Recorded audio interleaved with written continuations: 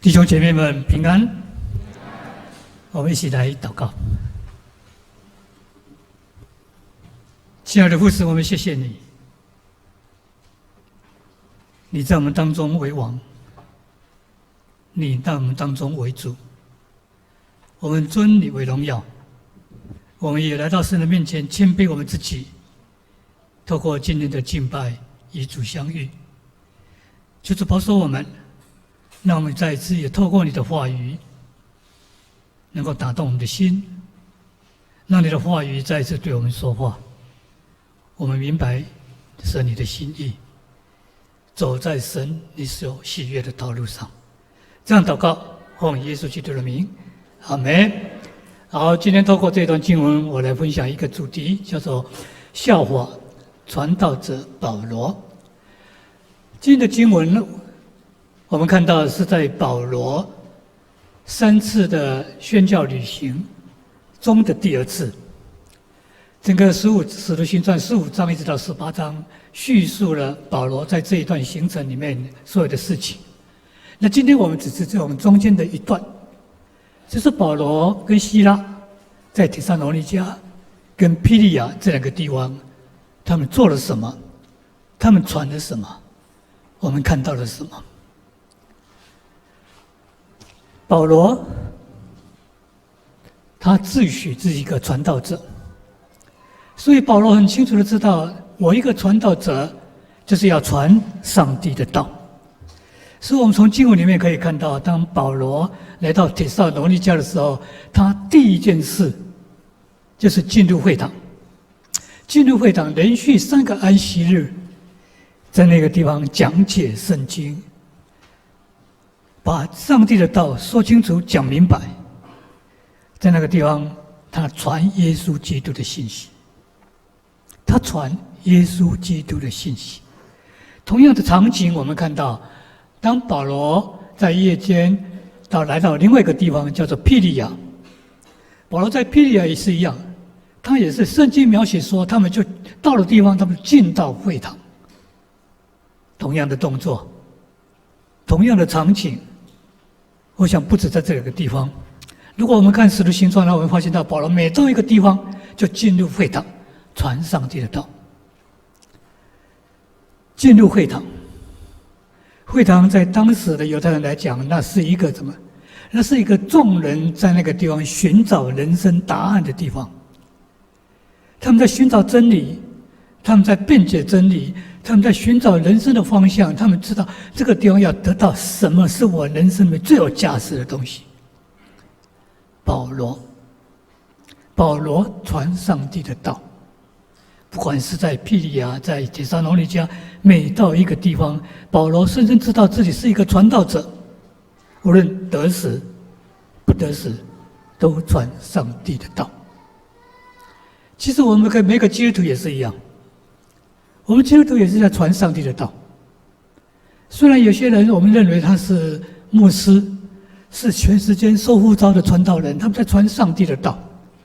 其实我们每一个基督徒，我们就是在见证耶稣基督，我们就是在透过我们的言语，透过我们的行为，我们在传上帝的道。所以其实传上帝的道不是牧师他的所有权，他的专利，我们每一个人都是。但是当我们看到这样的叙述，当保罗在这个过程里面，他有得到一些正面的回应。他在做这个事工的时候，他正面的回应就带来很多人接纳了他的信息，很多人接纳这个福音，很多人不止接纳，像圣经所说的，他们听了劝，服从了保罗、希拉以后，还有很多人就相信了。这些人有敬虔的希腊人，也有尊贵的妇女。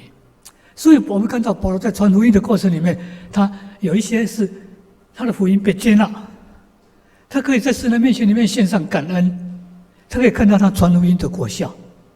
同样的，我们看当保罗来到庇利亚的时候，虽然庇利亚这些的人比帖撒罗尼迦的人更聪明、更通达，但是他们也是同样在追求圣经。保罗一样在那个地方，让很多人就相信了。所以圣经说怎么样？他天天带领他们查考圣经。有许多人相信的，有尊贵的妇女，也有一些男生，很多人信主了。我们看到，这个就是保罗在传福音里面，他得到的回应。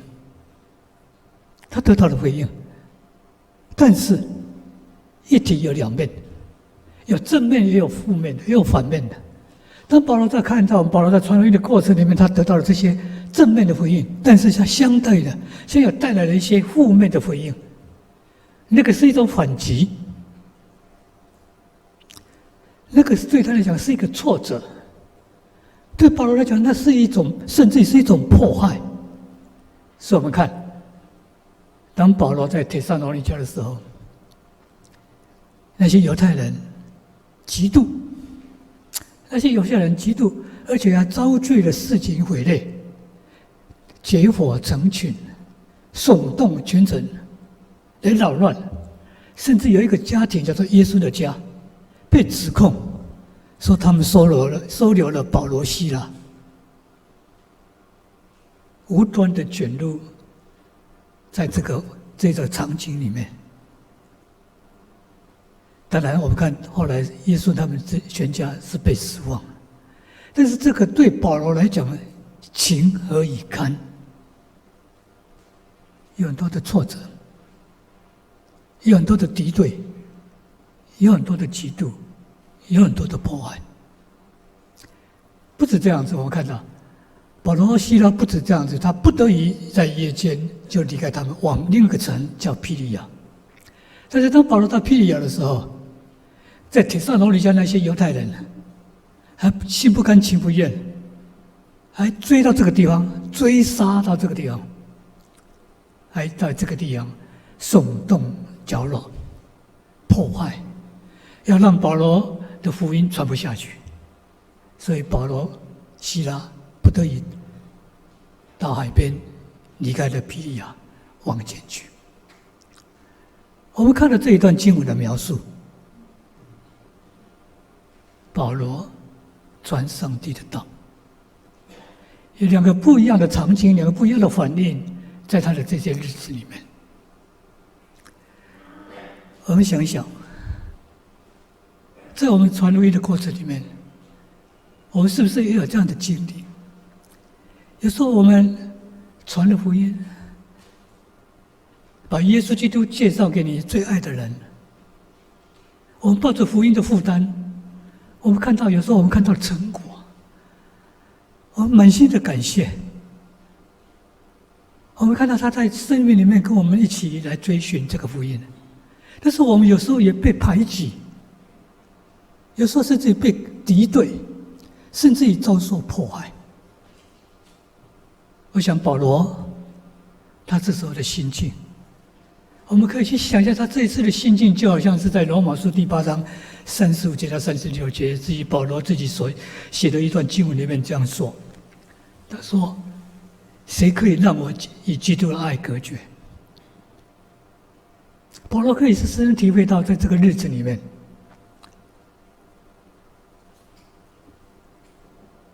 是患难吗？是困苦，是逼迫，是饥饿，是赤身肉体，是刀剑、战争、危险吗？保罗的心境里面想到说，好像是经文里面所描述的，我们为了主的缘故，好像终日被追杀，每个人看我好像是将宰的羊，这种心境，在我们的保罗的身上，我们看到这种心境，我们看到它是一种错综复杂、五味杂陈。走在这一条路里面是起起伏伏、高高低低，心情跟着不同的反应产生的不同的起伏，有接纳，有感恩，有成果，但是相对的也有反击、挫折跟迫害。我们看一看，想一想，回过头看我们过去这些宣教师，他不是在走这一条路吗？看到我们有时候信仰的前辈，他们在走这一条这样的一个心路历程的路吗？其实包括我们现在，我们的自己，我们周边里面很多人也在走这一条路，包括你跟我之间，我们或许也曾经在走这一条路，或者现在正在走这一条路。这是我们的一个传道人。传道人广义，我们每一个人就是传道人。只有这个基督徒，我们都是传扬上帝的人。我们都在走这一条路。我们看到这条路这样的生来，这样的心路历程，真的是不是容易？就更让我想到另外一首诗歌里面叫做《认尽我》，它里面歌词里面有一句话这样说：呼召就是放下自己的骄傲跟梦想，学习顺服。保罗历代的传道人，包括我们自己，我们是在走在这条路上。保罗他有很多的骄傲，很多可以夸口的，受到好的栽培，有很好的学识，很经历很多的事情，还有很高贵的身份。他甚至他有他的梦想，但是他放弃，他放下自己的骄傲跟梦想，他学习顺服。使徒行传又叫做圣灵行传。保罗照着圣灵的感动往前走，保罗顺着圣灵的教导，顺着圣灵的管教，他学习成长，学习顺服。就是因为有这么多人学习顺服，在神的带领下，我们今天才有福音。我们今天在坐在这个地方，我们一起来敬拜。一样的，也想到另外一首诗歌，叫做《一粒麦子》。这首诗歌里面中间有一句话说：“放下自以为应得的权利。”在我们每个人的身上，在这些传道人身上，他放下自己应得的权利，来成就上帝的旨意。保罗放下好多他应得的权利，我付出那么多，得到稍微的好，得到稍微的享受，得到稍微应得的尊敬，是应得的权利。但是为了什么？为了成就在我上帝在我们身上上帝的旨意。保罗清楚知道自己是一个传上帝福音的器皿，为了成就上帝的旨意。让我们想到这些光景，包括我们做一个基督徒，还是包括我们今天走在一个侍奉，不管是在教会的侍奉，还是在职场上的侍奉，或者在什么得死不得死，我们在传福音，我们在这样做最见证的这过程里面，或者我们在奔走天堂的这一条路，我想真的是不是一条容易的路，真的不是一条容易的路。所以让我在准备这一篇讲信息的时候，想到40几年前我读大学的时候，那是我校园诗歌里面就是有这首诗歌。这首诗歌的歌词再次浮现在我的脑海里面，让我再回顾，真的不是一条易路，不是一条易路。我在去年，我已经在地方牧会30几年，在台北市里面，如果是拿敬老的悠游卡，坐上公车就有3个声音了，哔哔哔啊，那个就是沙虾无奈。是老人了啊，是 BB， 所以我已经拿了那个 BBB， 已经拿了3年多了，我是将近快70岁的人了。但是回过头来，我看我在牧会的过程里面，我看到我很多的我牧养的过去的这些基督徒里面，真的我们都是走在一条不是容易的路，不是一条易路。我们奔走天堂这条旅途。我们的路上常常有很多的荆棘，但是感谢神，有主跟我们同行，让我们有平安，有喜乐。不是一条易路，但是耶稣伴着我们同行。当我们困苦、痛苦的时候，耶稣在我们旁边伴着我们行，擦干我们的眼泪，递给我们手帕。当我们走在这条路的时候，我们快跌倒的时候，耶稣用他的手拉住我们。其实我们不孤单。有一首诗歌叫做《有人在为你祷告》，会有更多的人在为我们祷告。那我们看见这个光照我们的旅途，来背我们身上所有的重担。这首歌的第二节的歌词，他说，在这条路里面有很多的烦恼，有很多的试探。其实我现在有一个烦恼，我的烦恼是我的头发怎么还不白一点？我常常坐那个敬老票的时候，那个司机就会很奇怪的眼光看我，是不是我偷了他们的票？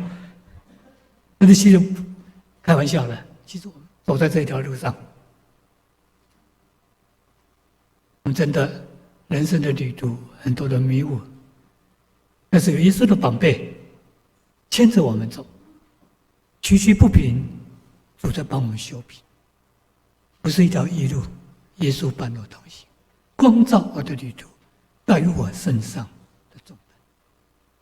我想讲到这个地方，我们一定有很多我们自己的心路历程。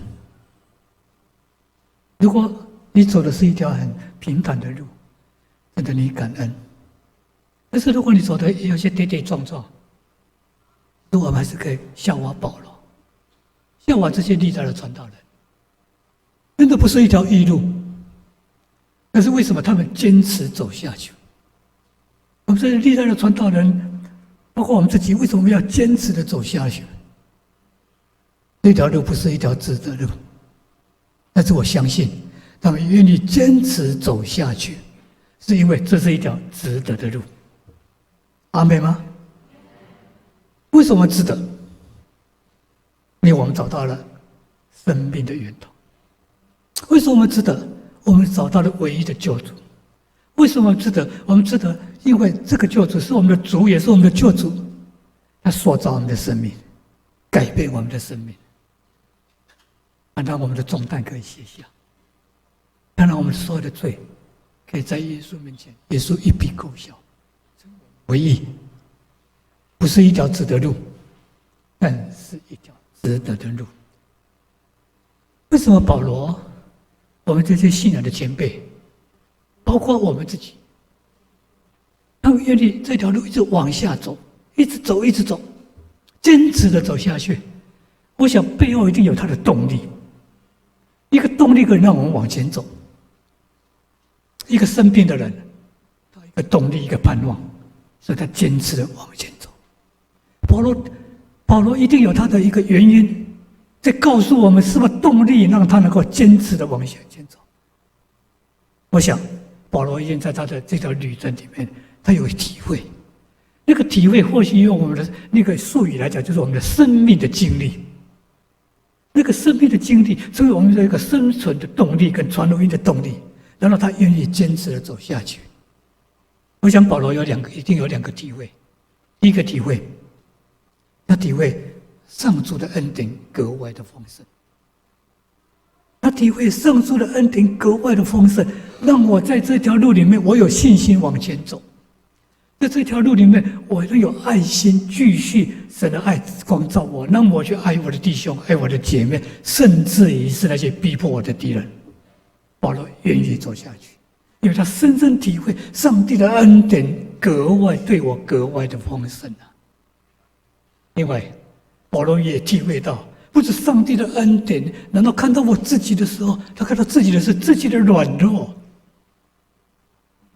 不是靠着自己的刚强，不是靠着自己的意志，不是靠着自己的智慧，我可以这样子走下去，而是因为他说了一句话，秘诀在这个地方。喜欢夸自己的软弱，好叫基督的能力护庇我。我走得下去，是因为基督的能力护庇我。他有的圣经说是基督的能力在我的心里啊，在我的心里啊，在我的心里，这有个动力，是我的改变我的思想，改变我的那我的一个生命力的产生。所以他说，保罗说，我在什么时候软弱，什么时候就刚强。亲爱的弟兄姐妹，我们的生命里面，我们走在人生的旅途里面，你有没有这两个的深深的体验跟经历？一个是上帝的恩典，一个是我们软弱的人的软弱。但是上帝的恩典跟人的软弱交汇的时候，那个就是我们信仰的核心，那个就是我们的动力，那个就是保罗愿意继续走下去。我们历代的所有的这些传道人，所有的这些传福音的人，这些我们信仰的长辈，愿意走下去的那个动力。因为有这种动力，有这种体会，所以保罗在一生里面才有两个坚持。一个坚持是什么？一个坚持就是说，保罗知道我一定得死不得死，我就是为主做见证，我就是专心的传福音，用百般的忍耐，各种的教训、责备、戒训、警戒、劝勉人等等，我就是要传福音。我们做一个基督徒，其实我们就是上帝的福音，我们带着使命，带着呼召，透过我们的言语的来传福音，透过我们的行为来见证，这个就是传福音。其实我们就是一个传道人，阿们吗？阿们。保罗另外一个坚持，就是在保罗所说的，在我的一生里面那美好的仗，在我的一生里面当跑的路，在我的一生里面守信的道，在这条路，你的仗，这是一个美好的仗。应该跑的路，我是能够跑到最后一刻。守信的道，我守住了没有？保罗因为刚刚提到的他这样的生命的体会，化为他的力量，所以他就有这两个的坚持来走他的人生的道路。